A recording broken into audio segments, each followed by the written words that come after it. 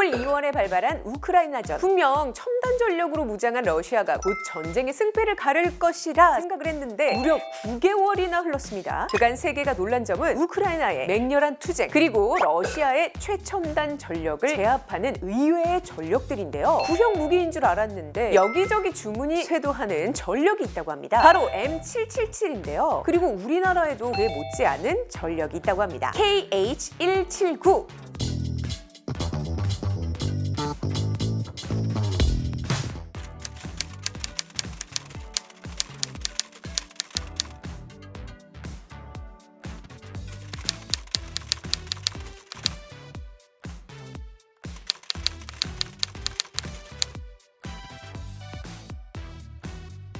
우크라이나 전에서 푸틴의 자존심을 박살냈다는 전력, 바로 M777입니다. M777은 미국의 155mm 견인 곡사포인데요. 우크라이나전 발발 이후 미국에선 M777 90문과 포탄 18만 4천 발을, 호주에서도 6문, 캐나다에서도 4문을 각각 우크라이나에 지원했다고 합니다. 우크라이나 군은 운용 훈련을 완료하자마자 곧바로 실전에 투입했습니다. 그 효과는 바로 나타났는데요. 지난 5월 돈바스 지역에서 우크라이나의 전세가 밀리고 있던 상황이었습니다. 장거리 대포를 동원한 포격전이 승부를 가르는 절체절명의 전장에서 M777은 러시아군의 진지와 탄약소, 지휘소, 군사시설을 파괴하는 데 결정적인 역할을 했습니다. 이런 활약으로 M777의 무기 제조업체 BAE 시스템즈에서는 중부 유럽 국가 등지에서 약 500여 문의 구매 문의를 받았을 정도라고 하네요. 그렇다면 우크라이나전의 게임 체인저 중에서 하나로 꼽히는 M777은 어떤 무기인지 알아볼까요? 2005년 실전 배치된 M777은 155mm, 39경장의 견인포고요. 길이는 10.7m, 전투 증량은 4.2톤이라고 합니다. 보통 견인포의 무게가 7톤이라고 하는데 그에 비하면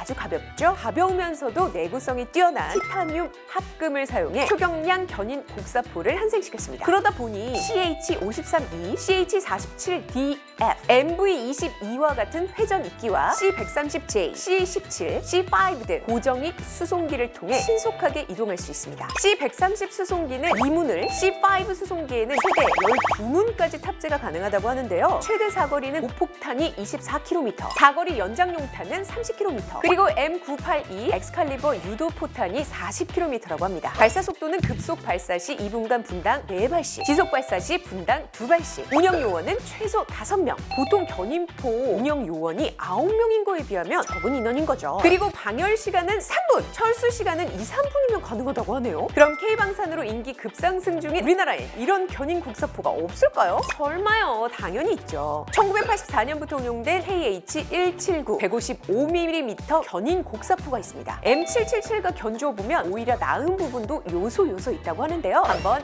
비교해보겠습니다. M777과 같이 155mm, 39경장의 곡사포고요. 길이는 10.3m, 10.7m인 M777과 거의 비슷한 거죠. 중량은 6.8톤 정도, M777보단 무게감이 좀 있습니다. CH-47 시누크와 C-130 수송기나 5톤 트럭으로 운송이 가능하고요. 최대 사거리는 보통탄은 22km, 사거리 연장용탄은 30km까지 날아간다고 하네요. M777과 거의 유사합니다. 그리고 나토 표준탄이 호환이 된다는 점도 같습니다. 발사 속도는 최대 분당 4발, 지속 사격 시 2발, 운용 인원은 7명에서 8명가량 됩니다. M777과 KH-179를 비교하면서 사거리, 포탄, 주요 성능은 비슷하지만 무게랑 운용 인원 부분에서 차이가 좀 있다는 걸 알 수가 있겠죠? 하지만 여기서 가장 큰 차이점은 바로 한 문당 가격입니다. M777의 한 문당 가격은 64억 원 가량입니다. KH-179는 한 문당 가격이 1억 2천만 원 가량이라고 하는데요. M777 한 문 가격이면 KH-179를 약 50문 정도 살 수 있다는 거네요. 제가 견인포 구매 담당자라면 진짜 많이 고민이 될 것 같긴 해요. 다다익선인 것도 전략상 중요하니까요. 우크라이나 전을 통해 최첨단 전력도, 재래 전력도 상황에 따라 게임 체인저가 될 수 있다는 사실이 증명이 되었습니다. 아직 우리나라에서도 숨겨진 원석 같은 전력이 참 많습니다. 우리는 잘 아는데 해외 시장에는 잘 모르는 것. K방산의 날개를 달아주는 또 하나의 방법은 다른 나라에서 탐낼 만한 숨은 전력을 찾아내는 것입니다. 우리 바바족 여러분들이 생각하는 숨은 원석은 무엇일까요? 댓글로 달아주세요.